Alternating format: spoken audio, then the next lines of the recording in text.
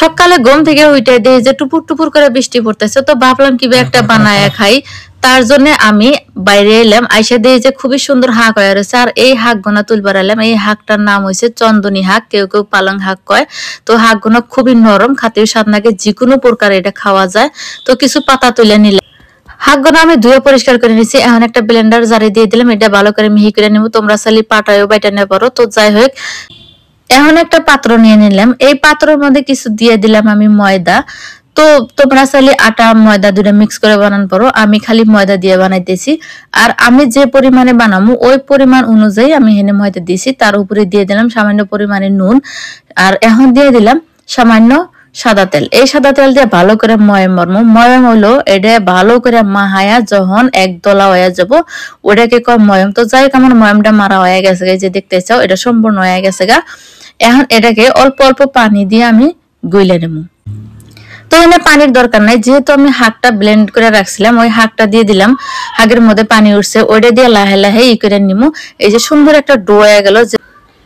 ডোটা সুন্দর করে মাখানোর পর তার বাদে কিছু সময় এটাকে রেস্টে রেখে দেবো। আমি 10 মিনিট রেস্টে রাখছিলাম। তো এখন নিয়ে নিলাম লেচি কেটে কেটে নিয়েছি, ছোট করে লেচি নিয়েছি, যেহেতু আমি লুচি বানাবো তার জন্য এই যে লেচিটা কাইটা নিয়ে অল্প কিছু শুকনা আটা ছিটিয়ে দিলাম, দিয়ে সুন্দর করে একটা রুটি বানিয়ে নিতেছি। তো এই রুটিটা পাতলা করে নেওয়া লাগবে, বেশি মোটা করা যাবে না, মোটা করলে ফুলবো না। এই যে পাতলা একটা রুটি হয়ে গেল। এখন আমি এটা কি করবো, যেহেতু আমার রুটিটা গোল নাই, একটা বাটি নিছি, এই বাটি দিয়ে ভালো করে কাইটা নিবো। রুটি একটা সুন্দর গোল রুটি হয়ে গেল।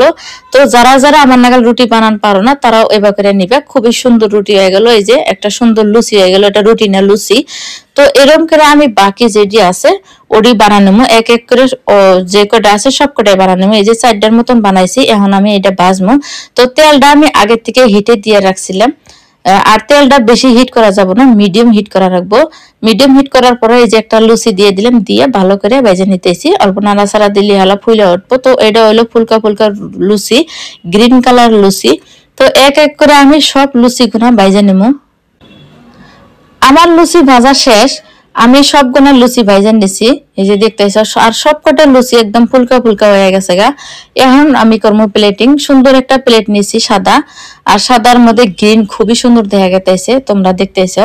তো এক এক করে আমি মেলাডি লুচি দিয়ে দিলাম, মানে 4টার মতন লুচি দিয়ে দিলাম। এই যে ছোট ছোট সাইজের লুচি, এটা ছোট থেকে বড় সবাই পছন্দ করব। তারপর দিয়ে দিলাম আমি মাংস, আর এটা হইলো মহিষের মাংস। মহিষের মাংস আসলে ওটা দিয়ে সুন্দর করে খামো। আর মহিষের মাংসের সাথে এই লুচিটা খুবই স্বাদ লাগে, যে কোনো মাংসের সাথে স্বাদ লাগে, মহিষ আর মুরগির মাংসের সাথে খুবই ভালো লাগে।